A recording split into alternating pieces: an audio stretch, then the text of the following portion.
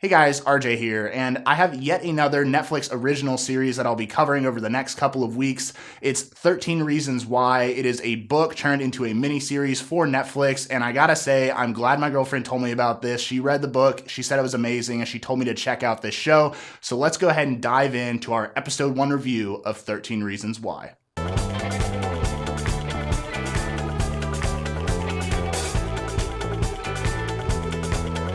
I do this for all my videos, but if you haven't been here before, please go ahead and turn this off if you have not seen episode 1 of 13 Reasons Why.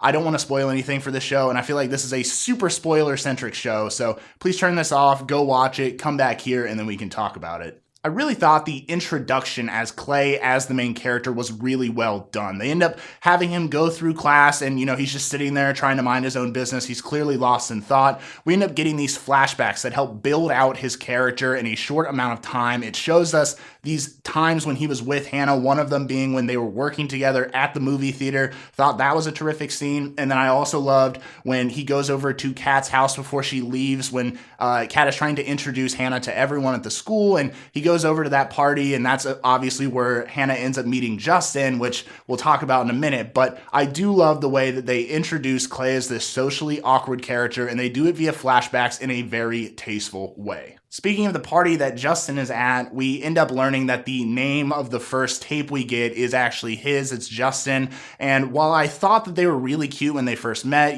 they share some smiles, they share some good jokes, they seem to have like some decent chemistry, his jock culture and his friends in general is what eventually drives this, what could have been a good relationship, straight into the dirt.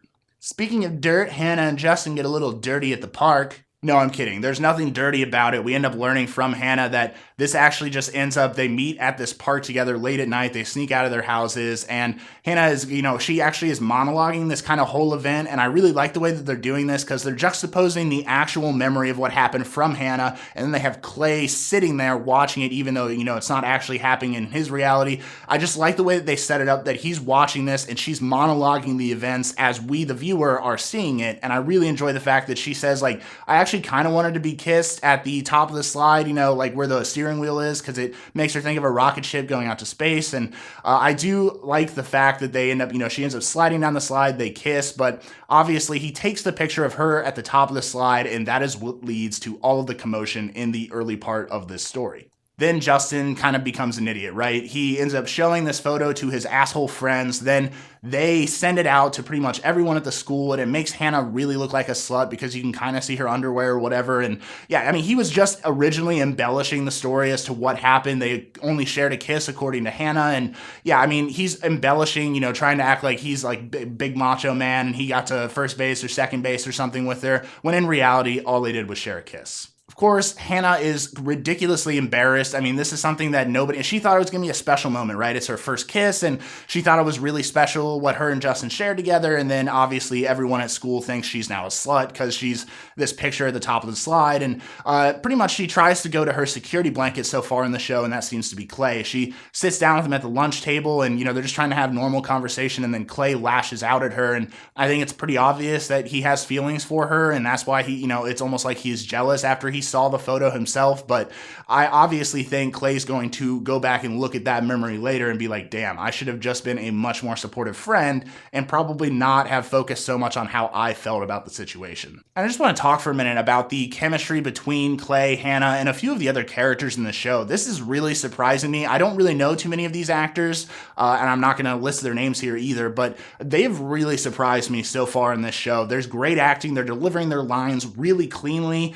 In general, I just have no complaints with the script writing or the acting whatsoever. And then to kind of top off this beautiful Sunday that we're getting of a show, they end up having a great soundtrack, at least for episode 1. I absolutely love the music going so far. And I do want to hint at something that I've thought of, maybe that might not be true, but this is kind of the way I took it, was when there's that big thumping bass music when Clay is driving his bike all around town, and it's very like action oriented and high paced bass bumping music. I think that's not to actually represent the fact that he's in physical danger, because I don't think Clay is in physical danger, at least not yet. But I do think that it's supposed to visualize the way he feels, the way his thoughts are moving along right now. He's got these tapes from Hannah. He doesn't know what to do. And I just, in general, I think that that's supposed to kind of narrate the thoughts within his head as music. And I think it's clearly jumping all over the place. And there's a lot of anxiety there hidden behind the music. So Clay has received all of these tapes from Hannah. He's supposed to go through and listen to each one of them, no matter how painful it is for him. And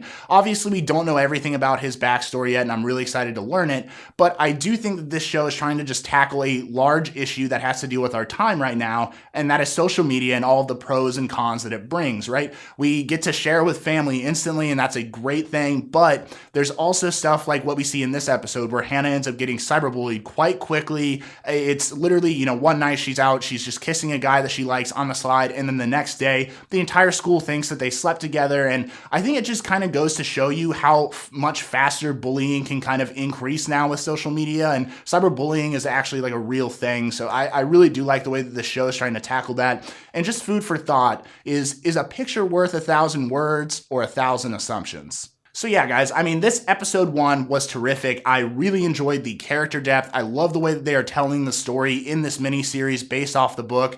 Just the way that they're moving it along. They're doing flashbacks to expand character depth. And then we get to see there and sit and watch Clay kind of analyze all of these things that he's being told and how it must be like really difficult for him because he's already pretty socially awkward. And yeah, I just really love the setup Netflix is doing in this sort of format. That's pretty much it for me. Thank you so much for watching. I really enjoy doing these types of reviews, and I think this show is going to be amazing. I can't wait to go watch the rest of it here over the next few days and then send out the rest of my reviews for you guys. But let me know down in the comments below. Obviously, anyone that's read the book, no spoilers. I will block you instantly, but let me know down in the comments, what are your theories? What do you guys think of the characters so far? What do you guys think of the story setup? Do you enjoy it? Do you like flashbacks like this, or do you think it's not working for you? I really enjoy it. So let me know down below. Like this video if you liked it. Subscribe to us here on YouTube. That helps us out a lot. And until next time, guys, we'll see you soon.